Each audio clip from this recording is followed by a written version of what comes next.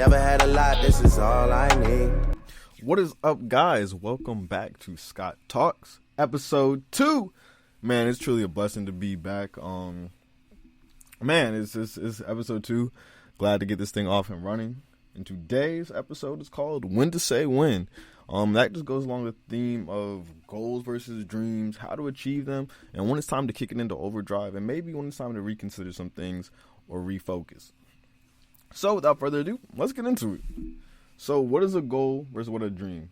To me, a dream is something that might not be achievable at this moment, but something that you really want. Like, for instance, I want a Porsche. Okay, that might be my dream car. Now, versus a goal, which would be, okay, by the end of June of 2021, I want to save up enough money so I can purchase a car. So, right there and then, one is a lot more attainable, one you can take some steps to get. So again, if I plan on getting a car by June 2021, I would have to make some steps. I would have to, put a plan in place and hold myself accountable. Whereas if I just say I want a Porsche, and I don't put a date, I don't put some type of achievable measurement, then okay, it's kind of like, oh, that's a Porsche. Okay, I want it one day. But, I'm not really focusing my energy and my efforts towards getting it. And in 2021, this new year, I think it's a perfect time to start having goals with a drive, or goals with a purpose, goals with the steps, goals with a plan. Because, again, it's great to map out goals, your dreams, and things that you want to achieve in life. But without any type of direction, it's going to be hard to get there. Because, again, you don't want your success to be by luck. You want it to be planned. Most people really aren't overnight successes. It's just a lot of hard work that goes on behind the scenes that maybe you just only see the tip of the iceberg. But again, all that being said, it's about what the steps you're going to do to take there. So with that being said, when do you push harder? When do you see a goal and you say, okay, I'm going to focus my energy. I'm going to go 110%. I'm going all in. Or versus when do you say, okay, maybe this goal isn't the most realistic right now. Let me try to rework it or come back to this later. Right? So something that might be a good factor to determine when you should push harder is, let's say, okay, I want to go to medical school, right?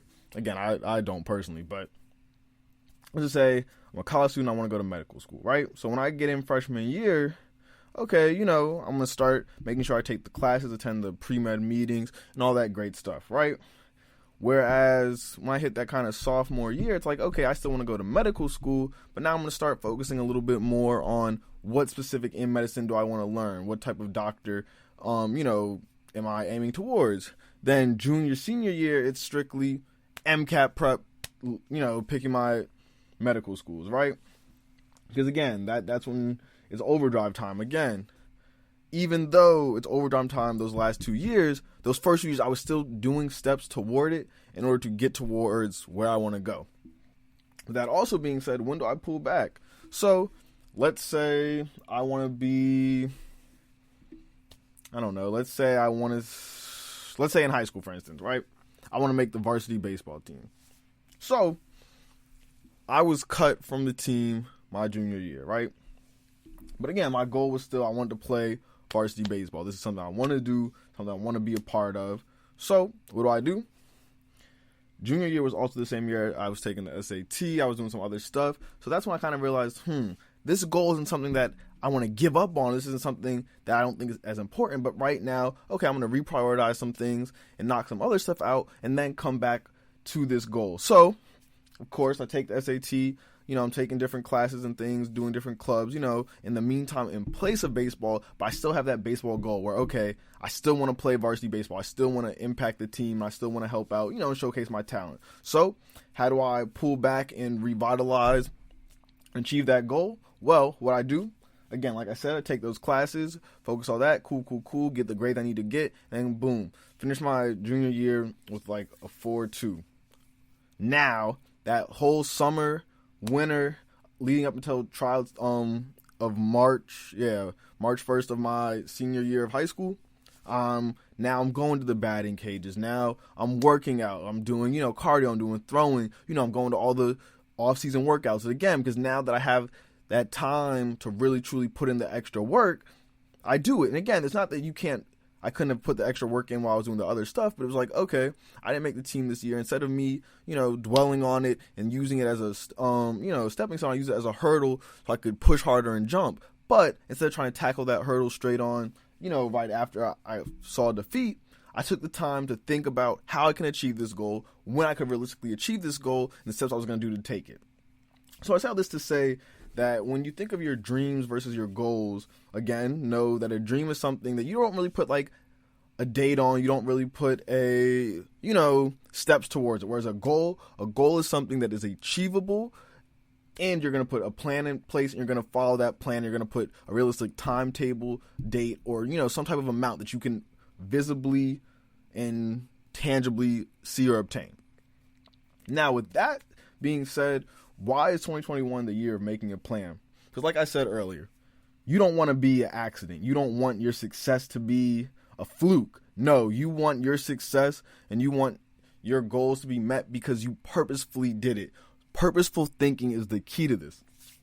Again, one thing about most successful people have in common, they didn't do it by accident. They knew they wanted to be successful. Maybe they might have got lucky on some things here and there, but they put the time, they put the work, they put the effort in. And that's what people don't see. So one thing my dad told me is to become a master at something, you got to put in 10,000 hours or 1,000 hours, one of the two, right? My dad is a dentist, right? And he's been a dentist for probably over 20, 30 years. And my granddad both are dentists. So I asked him, when do you feel like you mastered it? When do you feel like you became, not a professional, but when do you feel like, you became great in your field? And he said 10,000 hours. And what that means is 10,000 hours. 10,000 hours. Now that's a big number, right? So I'm just going to break that number down for you guys. 10,000. I'm sorry, my calculations are a little off right now. 10,000 divided by 24. That's 416. That's 416 days, right? So that's about a year. That's about a little over a year's worth of strictly working on your craft, right? So if you figure, right, the average person works 40 hours a week, let's say. So that means it's probably going to take at least a few years before you even truly master what you're great at. But with that being said, don't wait until later in life to start. Start doing it now. So that way, when you are really close to your goal, when you're able to fully achieve it or do whatever you want to do in your field, you're a master. Again, my dad also was one of the best three-point shooters I've ever seen. I mean, this guy, I personally think if he was, more athletic and bigger, he could have been an NBA player. Like he's that good at shooting. And he said what makes him such a great shooter is just strictly shooting the ball. Hours and hours, not like how it is today where every workout gets recorded, everyone posts every time they're at the gym. No, just you in the lab cooking up. And again, this isn't about basketball. This isn't about dentistry. This is solely about putting the time in now. It's January 2021. Start the year off strong. So that way, because again, life happens. Things happen in life that, sometimes slow you down and prevent you from doing things by the time that you designate. But if you start now and you get in a habit, that's the biggest step. That's really the hardest step, actually, creating a habit, because you have to do something a certain number of times for it to become a habit. But if you do something straight, let's just say for 2 weeks, 14 days, you do something straight and you make it a habit to do it every day, it's going to be a lot easier to continue, right? Because it's real easy to break a habit.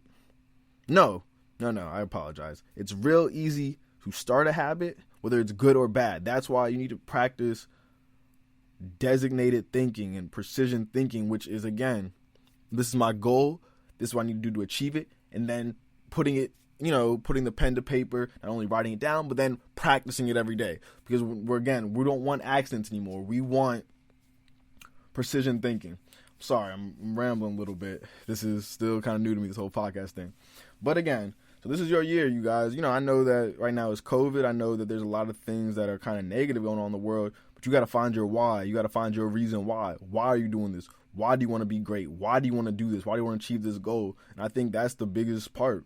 Me, why am I doing this podcast? I'm doing it because, one, I think it's something I can be good at. And two, is practice for what I want to do. I want to be a broadcaster. I'm not going to become a great broadcaster just by talking once or twice, for class. No, I need to put the extra time in now. And again, I know it might seem silly, like, oh, it's a broadcaster, it's just talking, but there's so much more to it. And that's what I also had to learn too. I can't just look at everything and think it's easy. No, I need to become a student of my craft. I need to, again, precision thinking. I know I keep saying this word, but I want you guys, if nothing else, to remember that from today. Because again, everything you do has to be planned out. I don't believe in accidents. I don't believe in luck. I believe in precision thinking and putting the time in the steps that people don't see. Everyone wants, the end destination, but they don't want to take the journey and travel there, because that's what builds the character, right? Slow success builds character. Quick success builds ego. I'm not here to build ego. I'm here to build character and, appreciate the grind, appreciate the hustle, appreciate the art of it, and knowing that the people who are ahead of me, the people who are up right now, they put in this time, they put in this work, and that if I ever want to be where they want to be, I got to work hard. For instance, Stephen A. Smith, one of the most famous sports commentators, he has his show and everything, but a lot of people don't know Stephen A. Smith started out writing newspaper articles and stuff and covering high school basketball, right? Now look at him. He's literally one of the biggest sportscasters there is. So it's just like, again, you got to start somewhere and work your way up. And I think that's the part I want you guys all to know. It might not seem like your goal is close right now. It might seem you're far. But again, if you just appreciate the progress day by day, that's what's important. And one thing that one of my coaches told me in high school, Coach Harris, if you're listening to this, I just want to say thank you. You really did save my life. But I say all this to say, he used to say, even if you only get 1% better today, that's 1% better than your competitors. You're outworking someone else right now. And that's the thing. He said, when you're wrestling, someone else is working. And with that mentality, that kind of next up mentality, and, that you can't cheat the grind, it just taught me that you got to go hard. You got to go hard, and you got to be dedicated. It's not always going to be glamorous. It's not always going to be fun. But again, if you're dedicated to your goal, your career, or whatever you want to do with this precision thinking, it's on you, and you gotta understand there's someone else who's hungrier than you right now, working twice as hard, so you can't get outworked. And again, there's gonna be people more skilled than you, and there's gonna be people who start off higher than you, but you can't. But the one thing you gotta beat everyone else's in is being the hardest worker, and that's honestly how I found myself on the team senior year. There was a lot of guys who were better batters than me. There were guys who were better fielders, and there's probably some guys who are more physically gifted. But one thing about me, showed up to practice first. I hustled every time. Doesn't matter what the drill was. I'm putting 110% because I'm out there. Because again, there's guys who know their spot's secure. I didn't have that security, so again, I'm working twice as hard. I'm getting extra reps after practice. I'm picking coach's brain. Hey, what can I do better? Hey, how can I do this? And again, define my role. So my role, I was mostly a pinch runner, play a little bit of outfield. But again, my role was being a pinch runner, and I also found, okay, my niche is I'm real vocal. How can I fit in? How can this help me with the team? So again, I was one of the guys who I probably wasn't the most skilled by any means, but I was someone my teammates liked, because again, I talked out there, I communicated, made sure after every play, whenever the guys came back in from the field, high fives to everyone. Someone's having an off game, I'm in the dugout talking to them. Again, I'm not saying this to say like, oh, I'm some, better than anyone else, but again, I found my niche, found, how to make it work, and became good at it. And that's what you have to do. You have to find your niche. You got to fit in where you fit in, and then spaces you don't fit in, make a way. Or, take another door. Don't ever let someone tell you that no. Like, if someone rejects you, don't take that as, oh, you aren't good enough. No, take it as, okay, they don't see my value, so I'm going to work extra hard to make sure whoever else is sleeping on me did. But I want to close this off with a kind of a food for thought. What short-term goals will help you this year and the next few years move toward your long-term dreams? I'm going to say that again. What short-term goals will help move you closer towards your long-term dreams? So again, whether it's becoming rich, whether it's buying a house, starting a family, getting into your dream career, what can you do now to help you? And again, I say all this to say thank you guys for listening again. We're approaching that 15-minute mark. Follow me on Instagram and Twitter at DMV_Scott. Also, we have the podcast Twitter at podcast_Scott on Twitter. Again, thank you guys for listening. Episode 2. And I also want to have a huge shout out to all my supporters, guys. Like, seeing all the love I got that really meant a lot to me because I know that, this was hard for me to do and, kind of step out my shell and do this. So I do appreciate you guys. Thank you for your time, and we are over and out.